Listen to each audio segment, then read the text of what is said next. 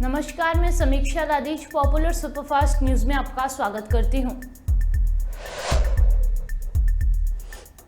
कर्नाटक में सीएम के नाम पर कांग्रेस में कलह। डीके शिव कुमार के सांसद भाई बोले, मैं खुश नहीं हूं।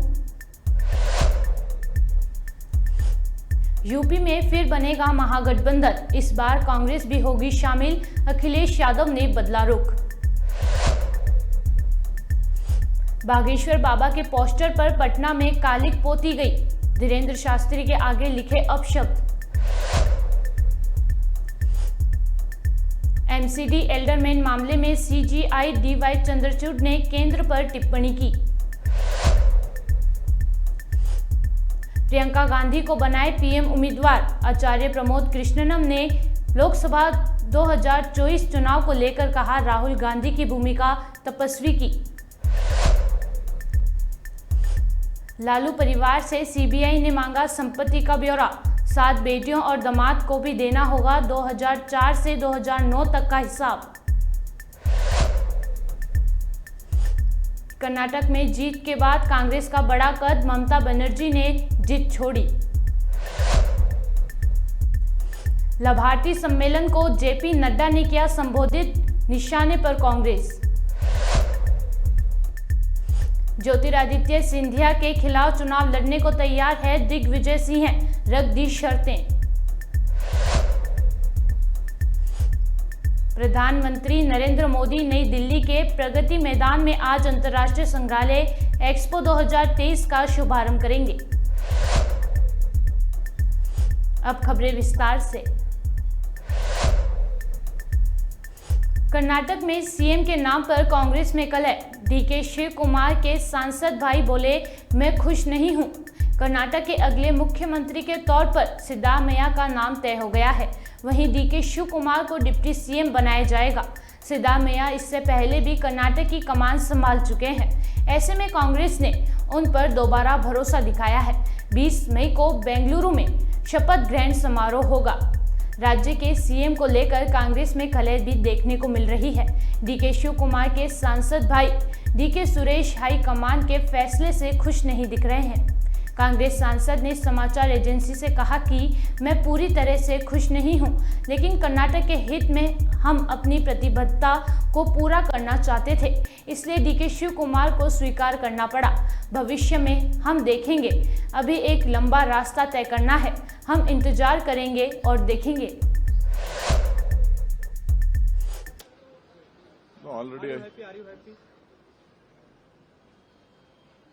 I don't think I am fully happy, but in the interest of the Karnataka, what commitment we have given to the people of Karnataka, Kannadigas, we wanted to fulfill. So that's why the party and Mr. D.K. Shivakumar, everybody has to accept. In future, we will see. Let us see. Long run to go. You want to see your brother as a CM of Yes. Karnataka? I wish him, but it didn't happen, no? We will wait and see.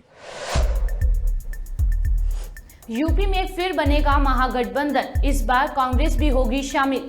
Akhilesh Yadav ने बदला रुख। कर्नाटक विधानसभा चुनाव में BJP को बड़ी हार का सामना करना पड़ा है। पार्टी के सभी दिग्गजों ने पूरे जोर शोर से चुनाव प्रचार किया, लेकिन पार्टी को जीत नहीं दिला सके। हालांकि कांग्रेस की इस जीत के बाद कई बीजेपी की विरोध पार्टियों के सुर बदलते हुए नजर आ रहे हैं। तमाम पार्टियां अब लोकसभा चुनाव में कांग्रेस का साथ देने का संकेत देने लगी है। दरअसल समाजवादी पार्टी प्रमुख अखिलेश यादव यूपी में लोकसभा चुनाव से पहले नए गठबंधन की अटकलों पर विराम लगाते नजर आ रहे थे।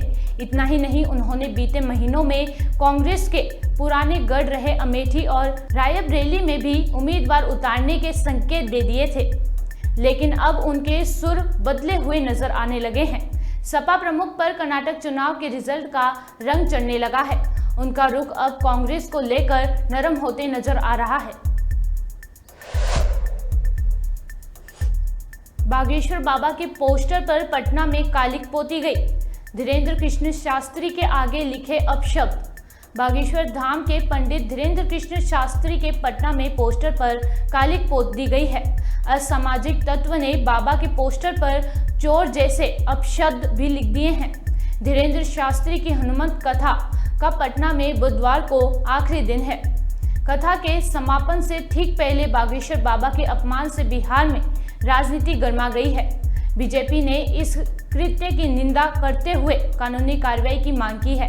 वहीं आरजेडी और कांग्रेस ने भी धीरेन्द्र शास्त्री के पोस्टर पर कालिक पोतने को गलत बताया है। रिपोर्ट्स के मुताबिक पटना के डाक बंगला चौराहे पर लगे बागेश्वर बाबा के पोस्टर पर बीती रात एक युवक ने कालिक पोत दी और काली स्यासी से अपशब्द लिख दिए। इसका एक वीडियो भी वायरल हो रहा है। हालांकि वीडियो में कालिक पोतने वाले शख्स की पहचान नहीं हो पा रही है। बताया जा रहा है कि प्रशासन के संज्ञान में ये मामला आ गया है। मामले की जांच शुरू कर दी गई है। एमसीडी एल्डरमैन मामले में सीजीआई डीवाई चंद्रचूड़ ने केंद्र पर की टिप्पणी। एलजी के एल्डरमैन चुनने की शक्ति को चुनौती देने वाली दिल्ली सरकार की याचिका पर सुनवाई करते हुए सुप्रीम कोर्ट ने आज तलब टिप्पणी की है। सुप्रीम कोर्ट ने बुधवार को सुनवाई के दौरान कहा कि दिल्ली के लेफ्टिनेंट गवर्नर के हाथ में नगर निगम के एल्डरमैन को चुनने की शक्ति प्रदान करने का मतलब है निगम की चुनी हुई सरकार को वो अस्थिर कर सकते हैं। वहीं सुनवाई के दौरान justice DY Chandrachud, justice PS Narasimha और जेबी परडीवाला की बेंच ने दिल्ली सरकार की याचिका की सुनवाई करते हुए कई बातें कही। अदालत ने केंद्र से सवाल किया कि क्या दिल्ली नगर निगम में 12 एल्डरमैन की नियुक्ति करना आपके लिए इतना महत्वपूर्ण है। इसके साथ सुप्रीम कोर्ट ने कहा कि असल में एलजी को ये शक्तियां देने का मतलब है कि वह लोकतांत्रिक ढंग से चुनी गई नगर निगम की सरकार को अस्थिर कर सकते हैं, क्योंकि एल्डरमैन के पास वोटिंग की भी शक्ति होगी। प्रियंका गांधी को बनाए पीएम उम्मीदवार। आचार्य प्रमोद कृष्णनम में लोकसभा 2024 चुनाव को लेकर कहा, राहुल की भूमिका तपस्वी की। 2024 लोकसभा चुनाव के लिए सभी राजनीतिक दलों ने अपनी कोशिशें शुरू कर दी हैं। प्रधानमंत्री नरेंद्र मोदी को किसी भी प्रकार जीत से रोकने के लिए विपक्ष एकजुट भी होता दिख रहा है। वहीं इस बीच कांग्रेस नेता आचार्य प्रमोद कृष्णनम ने पार्टी महासचिव प्रियंका गांधी के पक्ष में बड़ा बयान दे दिया है। आचार्य प्रमोद बोले, समूचे विपक्ष को अगर 2024 में नरेंद्र मोदी को चुनौती देनी है तो इन्हें प्रियंका गांधी को अपना प्रधानमंत्री उम्मीदवार तय करना चाहिए। उन्होंने अगर विपक्ष ऐसा नहीं करता है तो प्रधानमंत्री नरेंद्र मोदी को हराना मुश्किल होगा। आचार्य प्रमोद ने राहुल गांधी पर बोलते हुए कहा कि वो इस समय तपस्वी की भूमिका में है।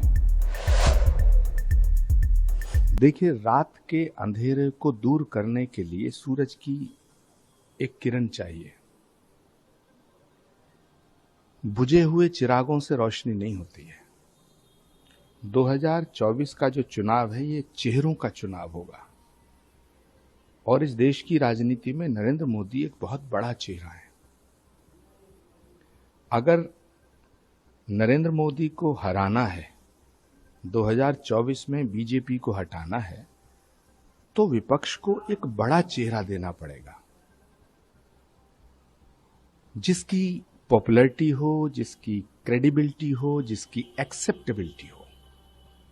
अब मुझे लगता है कि पूरे देश में विपक्ष के पास प्रियंका गांधी से ज्यादा पॉपुलर, एक्सेप्टेबल और क्रेडिबल फेस नहीं है।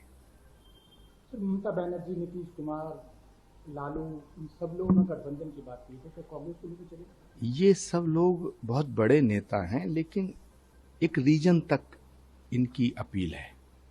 नेताओं के मिलने से मोदी नहीं हारते हैं, नेताओं के मिलने से जनता नहीं मिलती है। कई चुनाव में आपने देखा। तो मैं विपक्ष को अपील करना चाहता हूं कि अगर वो सच में ईमानदारी के साथ मोदी को हराना चाहते हैं तो प्रियंका गांधी को प्रधानमंत्री के पद का उम्मीदवार बनाना चाहिए।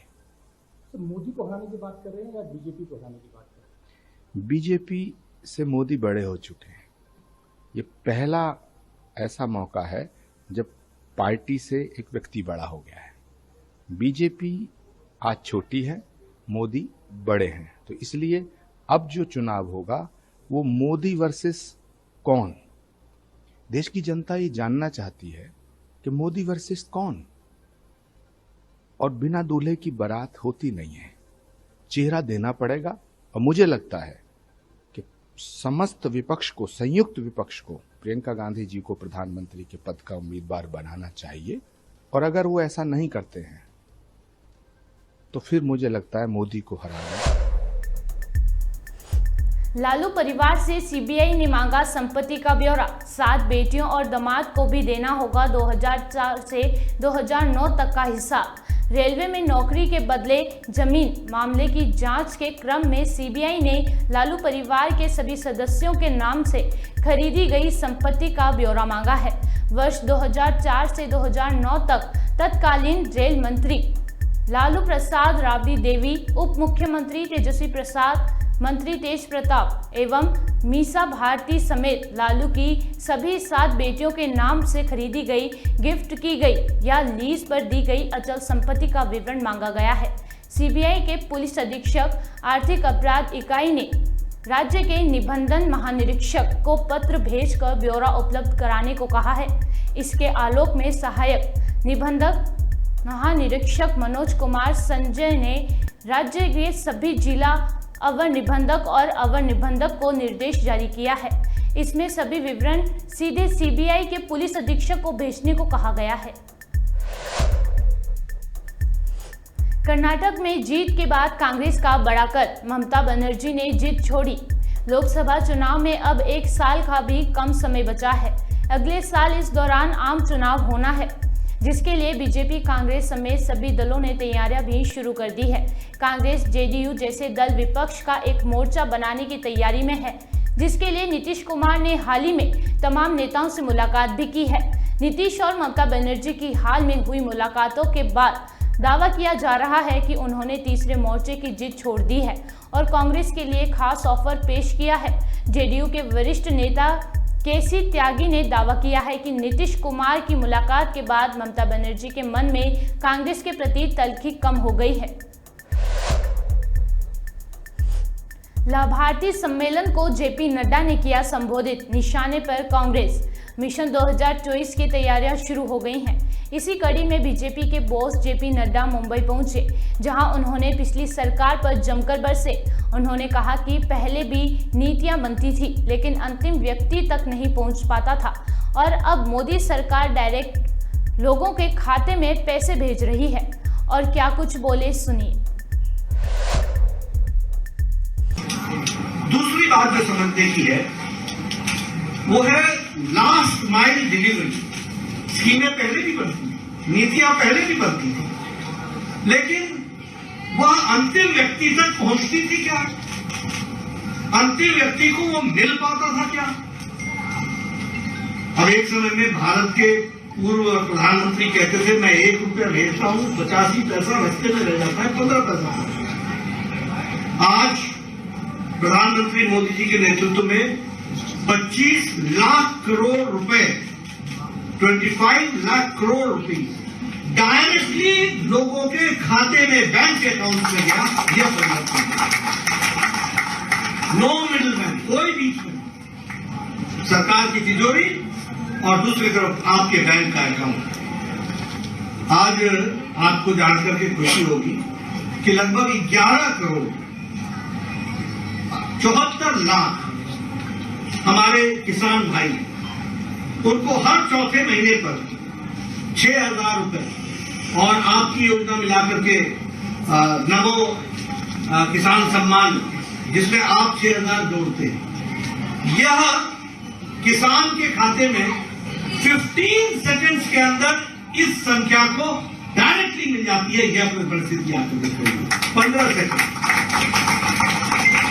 इंडिया हैज बिकम डिजिटलाइज्ड, ये डिजिटल दुनिया, और सीधे सीधे प्रधानमंत्री जी एक बटन दबाते हैं और 15 सेकंड के अंदर 11 करोड़ 74 लाख किसानों के खाते में 6,000 हर चौथे महीने पहुंच जाता है। और उसी की मैचिंग विकास की दृष्टि से जिस तरीके से काम हुआ है उसको हमको समझना होगा। अब देखिए क्या स्थिति थी 2014 से पहले। 2014 से पहले लगभग 9 करोड़ 50 लाख हमारी बहनें लकड़ी का चूल्हा जलाती। क्या संख्या है? 9 करोड़ 50 लाख। आज उनको चूल्हा देना, गैस देना और उनको उनका जीवन को अच्छा बनाना, ये हम लोगों ने एक परिवर्तन किया। इसलिए आज उज्ज्वला योजना के तहत लोगों को लाभ मिला है और लाभ इतना ही नहीं मिला है, इसका हेल्थ का भी इम्प्लीकेशन। हेल्थ का इम्प्लीकेशन क्या है? पहले आप लकड़ी का से चूल्हा जलाते थे, धुआं होता था। एक दिन में लगभग 200 सिगरेट का धुआं हमारी बहनें अपनी छाती पर अपने लंग्स में ले लेती, 200 सिगरेट्स के बराबर का, और उनको पल्मोनरी डिजीज होती थी, उनको लंग्स की बीमारी हो जाती थी। आज उसमें भी कमी आई है क्योंकि उनका जीवन सुखदायी हुआ है और उनको इससे निजात मिली है, यह भी हमको समझना चाहिए। उसी तरीके से अगर मैं बात करूं, प्रधानमंत्री गरीब कल्याण अन्न योजना, क्या संख्या है? 80 करोड़, यानी 80 करोड़। और ये कोरोना के दौरान प्रधानमंत्री जी ने इस व्यवस्था को किया क्योंकि उनके ध्यान में आया कि जब शताब्दी पहले 100 साल पहले जब महामारी आई थी तो बीमारी से ज्यादा लोग भूखमरी से मर गए थे, और इसलिए उन्होंने प्रधानमंत्री गरीब कल्याण अन्न योजना चलाई और उसमें 80 करोड़ लोगों को यह 2 वक्त के 5 किलो गेहूं या 5 किलो राइस चावल और 1 किलो दाल और नमक देने की व्यवस्था की गई। आपको जान करके आश्चर्य होगा कि महाराष्ट्र में 6 करोड़ 53 लाख लोगों को यह सुविधा मिल रही है, यानी कोई गरीब भूखा न।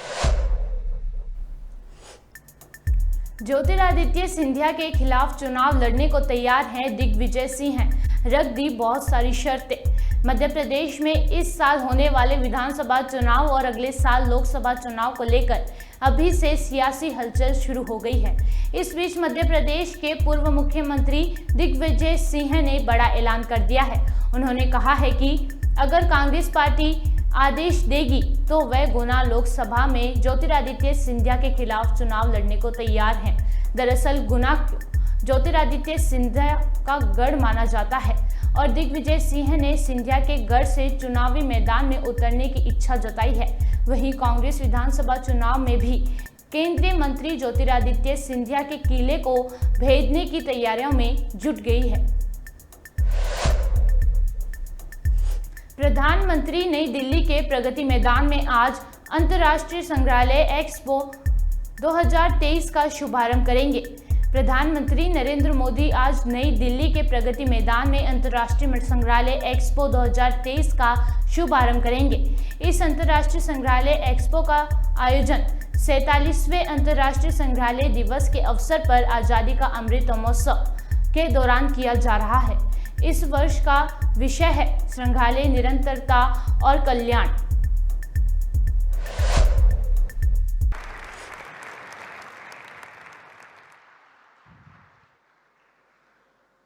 May I now request the Honourable Prime Minister of India, Shri Narendra Modi ji, to please address the august gathering.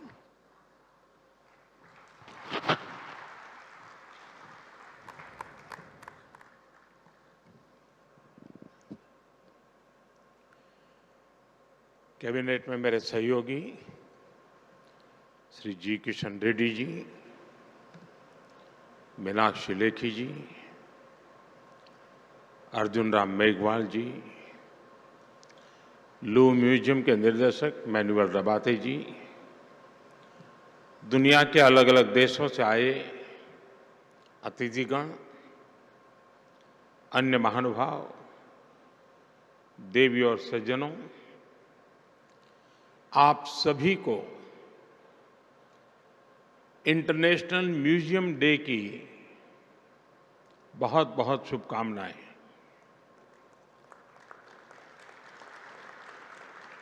आज यहां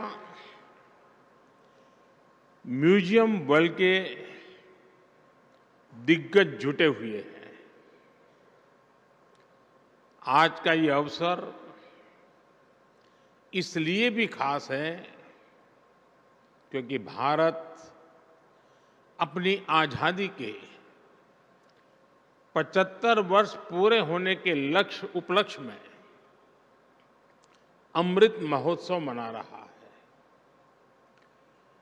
इंटरनेशनल म्यूजियम एक्सपो में भी इतिहास के अलग अलग अध्याय आधुनिक तकनीक से जुड़कर जीवंत हो रहे हैं। जब हम किसी म्यूजियम में जाते हैं तो ऐसा महसूस होता है जैसे बीते हुए कल से, उस दौर से हमारा परिचय हो रहा है, हमारा साक्षात्कार हो रहा है। म्यूजियम में जो दिखता है वो तथ्यों के आधार पर होता है, प्रत्यक्ष होता है, एविडेंस बेस्ड होता है। म्यूजियम में हमें एक और अतीत से प्रेरणाएं मिलती हैं तो दूसरी ओर भविष्य के प्रति अपने कर्तव्यों का बोध भी होता है। आपकी जो थीम है सस्टेनेबिलिटी एंड वेलबींग, वो आज के विश्व की प्राथमिकताओं को हाईलाइट करती हैं और इस आयोजन को और ज्यादा प्रासंगिक बनाती है। मुझे विश्वास है आपके प्रयास संग्रहालयों में युवा पीढ़ी की रुचि को और बढ़ाएंगे, उन्हें हमारी धरोहरों से परिचित कराएंगे। मैं आप सभी का इन प्रयासों के लिए अभिनंदन करता हूं। यहां आने से पहले मुझे कुछ पल म्यूजियम में बताने का अवसर मिला।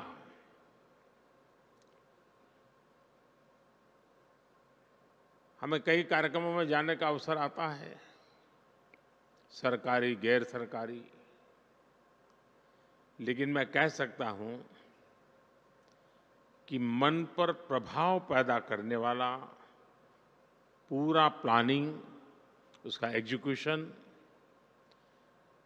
और सरकार भी इस ऊंचाई के काम कर सकती है जिसके लिए बहुत गर्व होता है, वैसी व्यवस्था। और मैं मानता हूं कि आज का ये अवसर भारत के म्यूजियम की दुनिया में एक बहुत बड़ा टर्निंग पॉइंट लेकर के आएगा, ऐसा मेरा पक्का विश्वास है। साथियों, गुलामी के सैकड़ों वर्षों के लंबे कालखंड ने भारत का एक नुकसान ये भी किया कि हमारी लिखित अलिखित बहुत सारी धरोहर नष्ट कर दी गई। कितनी ही पांडुलिपियां, कितने ही पुस्तकालय गुलामी के कालखंड में जला दिए गए, तबाह कर दिए गए। ये सिर्फ भारत का नुकसान नहीं हुआ है, ये पूरी दुनिया का, पूरी मानव जात का नुकसान हुआ है। दुर्भाग्य से आजादी के बाद अपनी धरोहरों को संरक्षित करने के जो प्रयास होने चाहिए थे वो उतने हो नहीं पाए। लोगों में धरोहरों के प्रति जागरूकता की कमी ने इस क्षति को और ज्यादा बढ़ा दिया और इसलिए आजादी के अमृतकाल में भारत ने जिन पंच प्राणों की घोषणा की है उनमें प्रमुख है अपनी विरासत पर गर्व। अमृत महोत्सव में हम भारत की धरोहरों को संरक्षित करने के साथ ही नया कल्चरल इंफ्रास्ट्रक्चर भी बना रहे हैं। देश के इन प्रयासों में स्वतंत्रता संग्राम का इतिहास भी है और हजारों वर्षों की सांस्कृतिक विरासत भी है। मुझे बताया गया है कि आपने इस आयोजन में लोकल और रूरल म्यूजियम पर विशेष महत्व दिया है। भारत सरकार भी लोकल और रूरल म्यूजियम को संरक्षित करने के लिए एक विशेष अभियान चला रही है।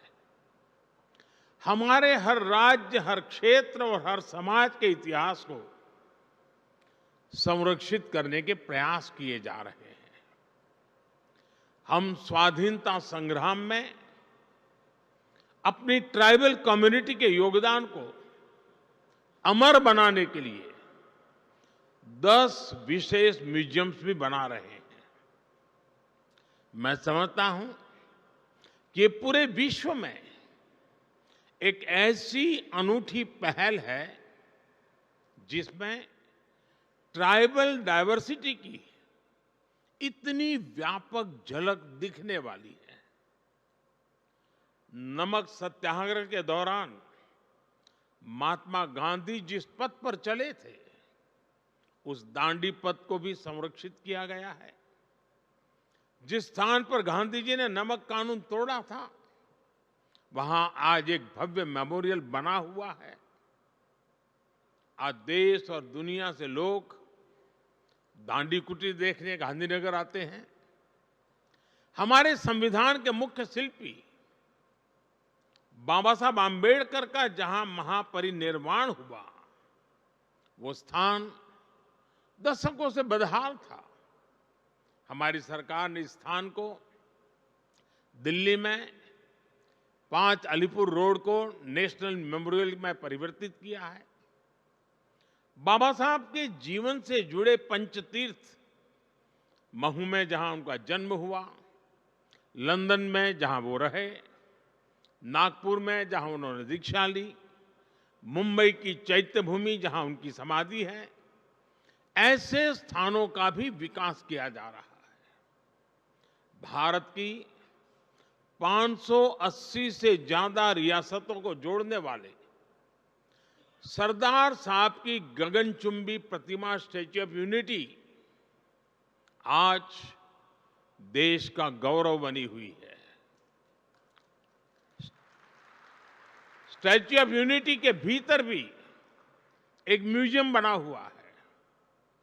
चाहे पंजाब में जलियांवाला बाग हो, गुजरात में गोविंद गुरु जी का स्मारक हो, यूपी के वाराणसी में मान महल म्यूजियम हो, गोवा में म्यूजियम ऑफ क्रिश्चियन आर्ट हो, ऐसे अनेक स्थानों को संरक्षित किया गया है। म्यूजियम से जुड़ा एक और अनूठा प्रयास भारत में हुआ है। हमने राजधानी दिल्ली में देश के सभी पूर्व प्रधानमंत्रियों की यात्रा और योगदान को समर्पित पीएम म्यूजियम बनाया है। आज पूरे देश से लोग आकर पीएम म्यूजियम में आजादी के बाद की भारत की विकास यात्रा के साक्षी बन रहे हैं। मैं यहां आए अपने अतिथियों से विशेष आग्रह करूंगा कि एक बार इस म्यूजियम को भी अवश्य देखें। साथियों, जब कोई देश अपनी विरासत को सहेजना शुरू कर देता है तो उसका एक और पक्ष उभर कर सामने आता है। ये पक्ष है दूसरे देशों के साथ संबंधों में आत्मीयता।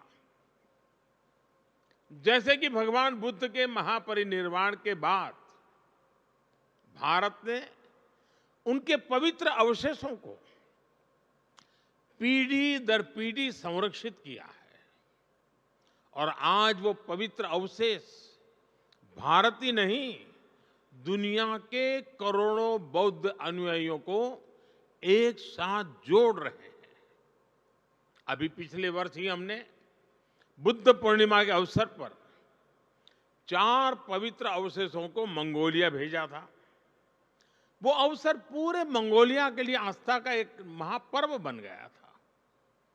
बुद्ध के जो रेलिक्स हमारे पड़ोसी देश श्रीलंका में है, बुद्ध पूर्णिमा के अवसर पर उन्हें भी यहां कुशीनगर लाया गया था। ऐसे ही गोवा में सेंट क्वीन केटेवान के पवित्र अवशेषों की धरोहर भी भारत के पास संरक्षित है। मुझे याद है जब हमने सेंट क्वीन केटेवान के रेलिक्स को जॉर्जिया भेजा था तो वहां कैसे राष्ट्रीय पर्व का माहौल बन गया था।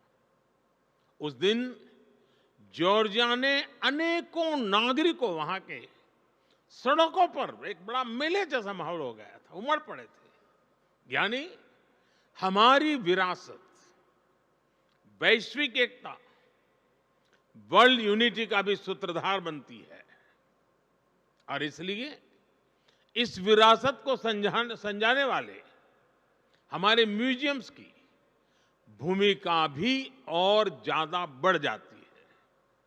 साथियों, जैसे हम परिवार में साधनों को आने वाले कल के लिए जोड़ते हैं, वैसे ही हमें पूरी पृथ्वी को एक परिवार मानकर अपने संसाधनों को बचाना है। मेरा सुझाव है कि हमारे म्यूजियम्स इन वैश्विक प्रयासों में एक्टिव पार्टिसिपेंट्स बने। हमारी धरती ने बीती सदियों में कई प्राकृतिक आपदाएं झेली है। इनकी स्मृतियां और निशानियां आज भी मौजूद है। हमें ज्यादा से ज्यादा म्यूजियम इन निशानियों की, इनसे जुड़ी तस्वीरों की गैलरी की दिशा में सोचना चाहिए। हम अलग अलग समय में धरती की बदलती तस्वीर का चित्रण भी कर सकते हैं। इससे आने वाले समय में लोगों में पर्यावरण के प्रति जागरूकता बढ़ेगी। मुझे बताया गया है कि इस एक्सपो में गैस्ट्रोनोमिक एक्सपीरियंस के लिए भी स्पेस बनाया गया है। यहां आयुर्वेद और मिलेट्स, श्री अन्न पर आधारित व्यंजनों का अनुभव भी लोगों को मिलेगा। भारत के प्रयासों से आयुर्वेद और मिलेट्स, श्री अन्न दोनों ही इन दिनों एक ग्लोबल मूवमेंट बन चुके हैं। हम श्री अन्न और अलग अलग वनस्पतियों के हजारों वर्ष की यात्रा के आधार पर भी नए म्यूजियम बना सकते हैं। इस तरह के प्रयास इस नॉलेज सिस्टम को आने वाली पीढ़ियों तक पहुंचाएंगे और उन्हें अमर बनाएंगे। साथियों, इन सभी प्रयासों में हमें सफलता तभी मिलेगी जब हम ऐतिहासिक वस्तुओं के संरक्षण को देश का स्वभाव बनाएं। अब सवाल ये कि अपनी धरोहरों का संरक्षण देश के सामान्य नागरिक को स्वभाव बनेगा कैसे? मैं एक छोटा सा उदाहरण देता हूं। क्यों न भारत में हर परिवार अपने घर में अपना एक पारिवारिक संग्रहालय बनाए, घर के ही लोगों के विषय में, अपने ही परिवार की जानकारियां। इसमें घर के बुजुर्गों की पुरानी और कुछ खास चीजें रखी जा सकती हैं। आज आप जो एक पेपर लिखते हैं वो आपको सामान्य लगता है, लेकिन आपकी लेखनी में वही कागज का टुकड़ा 3-4 पीढ़ी के बाद एक इमोशनल प्रॉपर्टी बन जाएगा। ऐसे ही हमारे स्कूलों को भी, हमारे भिन्न भिन्न संस्थानों और संगठनों को भी अपने अपने म्यूजियम जरूर बनाने चाहिए। देखिएगा इससे कितनी बड़ी और ऐतिहासिक पूंजी भविष्य के लिए तैयार होगी। जो देश के विभिन्न शहर हैं वो भी अपने यहां सिटी म्यूजियम जैसे प्रकल्पों को आधुनिक स्वरूप में तैयार कर सकते हैं। इसमें उन शहरों से जुड़ी ऐतिहासिक वस्तुएं रख सकते हैं। विभिन्न पंथों में जो रिकॉर्ड रखने की पुरानी परंपरा हम देखते हैं वो भी हमें इस दिशा में काफी मदद करेगी।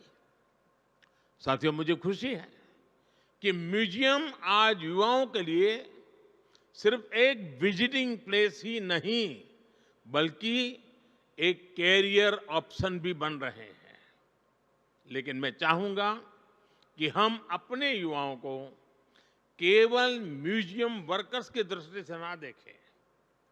हिस्ट्री और आर्किटेक्चर जैसे विषयों से जुड़े ये युवा ग्लोबल कल्चरल एक्सचेंज के मीडियम बन सकते हैं। ये युवा दूसरे देशों में जा सकते हैं, वहां के युवाओं से दुनिया के अलग कल्चर के बारे में सीख सकते हैं, भारत के कल्चर के बारे में उन्हें बता सकते हैं। इनका अनुभव और अतीत से जुड़ाव अपने देश की विरासत के संरक्षण के लिए बहुत ही प्रभावी सिद्ध होगा।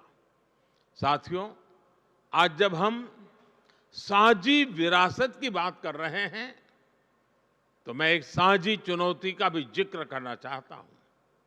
ये चुनौती है कलाकृतियों की तस्करी और एप्रोप्रिएशन। भारत जैसे प्राचीन संस्कृति वाले देश सैकड़ों वर्ष से इसे जूझ रहे हैं। आजादी के पहले और आजादी के बाद भी हमारे देश से अनेकों कलाकृतियां अनएथिकल तरीके से बाहर ले जाई गई। हमें इस तरह के अपराध को रोकने के लिए मिलकर काम करना होगा। मुझे खुशी है कि आज दुनिया भर में भारत की बढ़ती साख के बीच अब विभिन्न देश भारत को उसकी धरोहर लौटाने लगे हैं। बनारस से चोरी हुई मां अन्नपूर्णा की मूर्ति हो, गुजरात से चोरी हुई महिषासुर मर्दिनी की प्रतिमा हो, चोल साम्राज्य के दौरान निर्मित नटराज की प्रतिमाएं हो, गुरु गोविंद सिंह जी के नाम से सुशोभित तलवार हो, पिछले 9 साल में ही करीब 240 प्राचीन कलाकृतियों को भारत वापस लाया गया है। जबकि उसके पहले कई दशकों तक ये संख्या 20 भी नहीं पहुंची थी। इन 9 वर्षों में भारत से सांस्कृतिक कलाकृतियों की तस्करी भी काफी कम हुई है। मेरा दुनिया भर के कला पारखियों से आग्रह है, विशेषकर म्यूजियम से जुड़े लोगों से अपील है कि इस क्षेत्र में सहयोग को और बढ़ाएं। किसी भी देश के किसी भी म्यूजियम में कोई ऐसी कलाकृति नहीं हो जो अनएथिकल तरीके से वहां पहुंची हो। हमें सभी म्यूजियम्स के लिए इसे एक मोरल कमिटमेंट बनाना चाहिए। साथियों, मुझे विश्वास है हम अतीत से जुड़े रहकर भविष्य के लिए नए आइडियाज पर इसी तरह काम करते रहेंगे। हम विरासत को सहेजेंगे भी और नई विरासत का निर्माण भी करेंगे। इसी कामना के साथ आप सभी का हृदय से बहुत बहुत धन्यवाद।